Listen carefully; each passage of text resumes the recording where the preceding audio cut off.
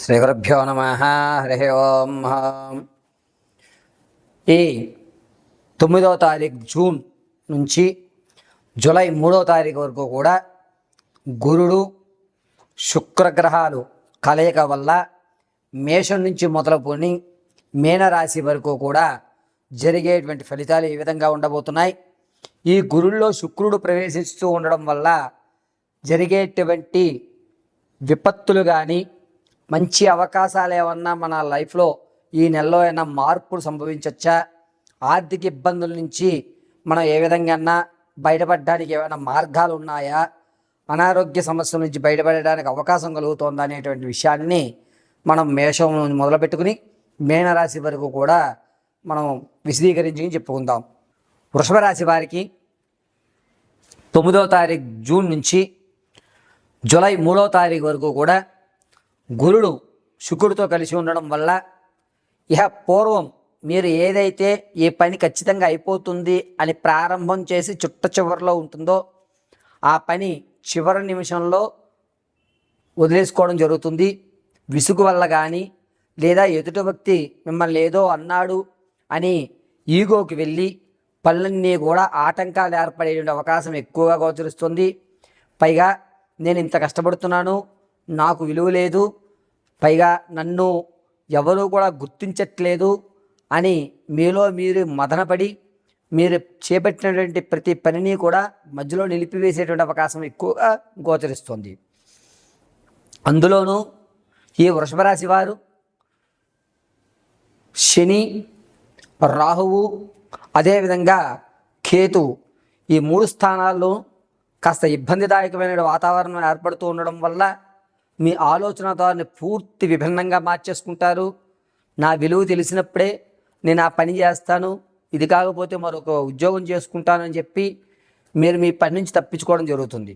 కొన్ని రోజులు అంటే జూన్ 9వ తారీఖు నుంచి 18వ తారీఖు వరకు కూడాను ఎవరితోటి మాట్లాడకుండా స్తబ్దతగా ఓ పక్కగా ఎవరితోటి ఎటువంటి సత్సంబంధము లేకుండా నిలబడి చూస్తూ ఉండడమే మంచిది అనేటువంటి విషయాన్ని గ్రహించి ఎవరితోటి కూడా ఆహ్లాదకరంగా ఉండకుండా ఓ పక్కగా నిలబడి ఉండేటువంటి అవకాశం ఎక్కువగా గోచరిస్తోంది. గోచరిస్తోంది. అయితే ఈ వృషభ రాశి వారు 22వ తారీఖు నుంచి మిమ్మల్ని గుర్తించడం, ఆ తర్వాత మీరే ముందుండి నడిపించండి అనేటువంటి మాట అంటారు. కానీ ఆ పని పూర్తి చేయడానికి మాత్రమే అంటున్నారని మీరు గ్రహిస్తూ ఉంటారు. ఈ నెలలో విందు వినోదాలకి దూరంగా ఉండి దైవాంతికమైనటువంటి కార్యక్రమాల్లో ఎక్కువగా పాల్గొనడం, ఒంటరిగా ఉండడానికి ఎక్కువగా ఇష్టపడడం అనేటువంటివి జరుగుతూ ఉంటుంది.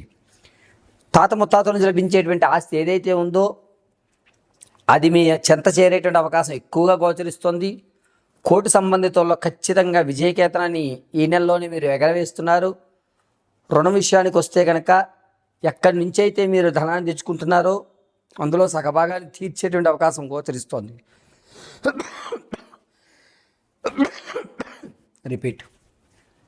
అయితే ఈ వృషభరాశి వారు ధనం విషయంలో ధనం ముఖ్యం కాదు, మనం బాగుండాలి, ముందు మనం ఉంటేనే ధనం సంపాదించుకుంటాం అనేటువంటి నానుడి ప్రకారంగా వెళ్తుంటారు. దీనివల్ల కాస్త ఈగోలకు వెళ్ళి మీ దగ్గర ఉన్న సేవింగ్స్ను కూడా ఇతరుల కోసం ఖర్చు పెట్టి విందు వినోదాలకి వాళ్ళకి అప్పచెప్పి మీరు ఒంటరిగా ఉండడానికే ఎక్కువ ప్రాధాన్యత చూపిస్తూ ఉంటారు. పైగా ఈ వృషభరాశి వారు వ్యాపారాల్లో వస్తున్న లాభాల్ని అదే వ్యాపారం మీద మళ్ళా తిరిగి పెట్టుబడులు పెట్టేయడం, దీంతో ధనం అనేటువంటిది చేతిలో లేకుండా పోవడం, ఎంతసేపటికి వ్యాపారంలో ఉన్నటువంటి పైన వచ్చేటువంటి లాభాన్ని సేవింగ్స్లో దాచుకుంటుంటారు ఎవరైనా సరే. కానీ వీరు తిరిగి మళ్ళా దానికే పెట్టుబడులు పెట్టే అవకాశం ఎక్కువగా లభిస్తుంది. అంతేకాకుండా ఈ వృషభ రాశిలో ఉన్నటువంటి వారు భార్యాభర్తల మధ్య కీచులాట్లు అనేటువంటి కొంచెం తగ్గుతాయి. మానసికమైన ప్రశాంతతను కోరుకోవడం అనేటువంటిది ఎక్కువ జరుగుతుంటుంది. దైవ దర్శనాలు ఎక్కువ చేసేటువంటి అవకాశం ఈ నెలలోనే గోచరిస్తుంది. ఏది ఏమైనా సరే మనకంటూ ఒక గుర్తింపు వచ్చేంత వరకు మనం ఏ పని చేపట్టకూడదు.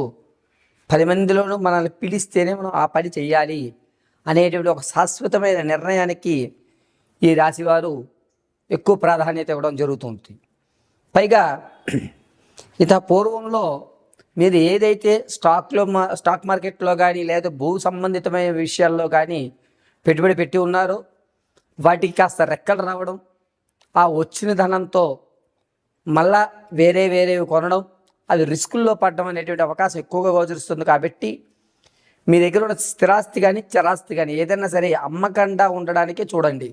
ఎంత అవసరమున్నా ఈ ఒక్క నెల మీరు ఆస్తులను అమ్మకుండా ఉండగలిగితే రానున్న రోజుల్లో బంగారు భవిష్యత్తు ఏర్పడేటువంటి అవకాశం గోచరిస్తుంది.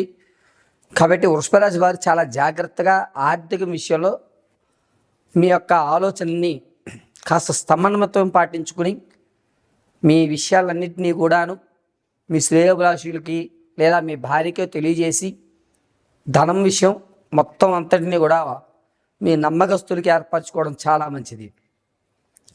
ఆరోగ్యం విషయంలో దంతాలకు సంబంధించి కానీ లేదా పక్కటెముకలకు సంబంధించి కానీ ప్రమాదం జరిగేటువంటి అవకాశం ఎక్కువగా గోచరిస్తుంది. అంతేకాకుండా ఈ వృషభ రాశి వారు ఈ నెల 20వ తారీఖు నుంచి 29వ తారీఖు వరకు కూడా చాలా జాగ్రత్తగా ఉండాలి. జూన్లో ఈ మధ్య ప్రమాదం జరిగేటువంటి అవకాశం ఎక్కువగా గోచరిస్తుంది. ఈ ప్రమాదం వల్ల అధమపక్షం ఒక 2 నెలలన్నా సరే మంచానికి పరిమితమయ్యేటువంటి అవకాశం ఎక్కువగా గోచరిస్తుంది. కాబట్టి ప్రయాణాల విషయంలో చాలా జాగ్రత్తగా ఉండండి. ఇక వ్యక్తిగతమైనటువంటి మీ జాతకాన్ని తెలుసుకోవడానికి కింద స్క్రోల్ అవుతున్న నెంబర్ని సంప్రదించండి. ఒకవేళ మీ date of birth, time, place of birth తెలియకపోతే మీరు పంపించిన ఫోటో ఆధారంగా మేము అడిగేటువంటి ప్రశ్నలకు సమాధానం చెప్పడం వల్ల మీ పూర్తి జాతక పరిశీలన చేసి మీకు చెప్పడం జరుగుతుంది. అయితే ఈ 9వ తారీఖు నుంచి 3వ తారీఖు వరకు కూడా ఈ వృషభ రాశి వారు ప్రతిరోజు ఏదైనా వెంకటేశ్వర స్వామి వారి దేవాలయానికి వెళ్ళి పసుపు పుష్పాలతో అర్చన గావించండి. అద్భుతంగా కలిసి వస్తుంది లభిస్తుంది. ప్రయాణాల విషయంలో చాలా జాగ్రత్తగా ఉండాలి. ముఖ్యంగా రాత్రి వేళల్లో ప్రయాణం చేసేటప్పుడు ఈ మీనరాశి వారు అత్యంత జాగ్రత్త వహించండి.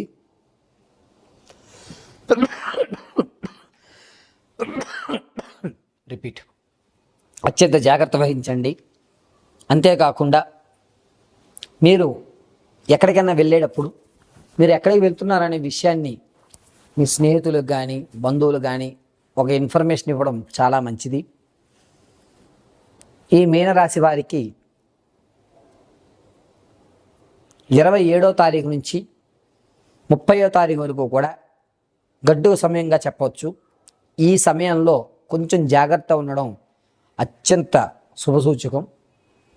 ప్రతిరోజు కూడా భస్మంతో శివునికి అర్చన గావించండి. ఆ భస్మాన్ని అలా అడ్డంగా ధరించండి. ప్రతిరోజు శివపంచాక్షరి మహామంత్రాన్ని పఠించుకోవడం చాలా ఉత్తమమైన విషయం. మీనరాశి వారు వ్యక్తిగతమైన జాతకాన్ని తెలుసుకోవడానికి కింద స్క్రోల్ అవుతున్న నెంబర్ని సంప్రదించండి. ఒకవేళ మీకు date of birth, time, place of birth తెలియకపోతే మీ ఫోటోని పంపించడం, మేము అడిగేటువంటి ప్రశ్నలకు మీరు సమాధానం చెప్పడం వల్ల మీ సమస్య పూర్తి పరిష్కారాన్ని వివరించి చెప్పడం జరుగుతుంది. అంతేకాకుండా ఎప్పుడూ కూడా రుద్రాక్షమాలను ధరించి ఉండండి. ఈశ్వర అనుగ్రహం కలుగుతూ ఉంటుంది. పైగా ఈ మీనరాశి వారు 9వ తారీఖు నుంచి 3వ తారీఖు వరకు కూడా విందు వినోదాలు ఎక్కువగా పాల్గొంటూ ఉంటారు. కాబట్టి ఆ సమయంలో ఎవరు మన శత్రువులు, ఎవరు మన మిత్రులు, మనం మాట్లాడేటువంటి విధానం వల్ల ఎవరు మనసు నొచ్చుకుంటుంది అనేది ఒక్క క్షణం ఆలోచించి మాట్లాడుకోండి. మీ మాట వల్ల ఇతరుల యొక్క మనోభావాలు దెబ్బతినేటువంటి అవకాశం ఎక్కువగా గోచరిస్తుంది. కాబట్టి ఈ విషయంలో కొంచెం జాగ్రత్తగా ఉండడం చెప్పదగ్గ సూచన. ప్రతిరోజు కూడా భస్మధారణ చేయండి, కలిసి వచ్చేటువంటి అవకాశం లభిస్తుంది. పైగా ఈ మీనరాశి వారు 9వ తారీఖు నుంచి 3వ తారీఖు మధ్యలో వీలున్నంత వరకు కూడా శివాలయంలో ఎక్కువ సమయం కేటాయించే అవకాశాన్ని ఏర్పరచుకోండి. సర్వం పరమేశ్వర అర్పితమస్తు.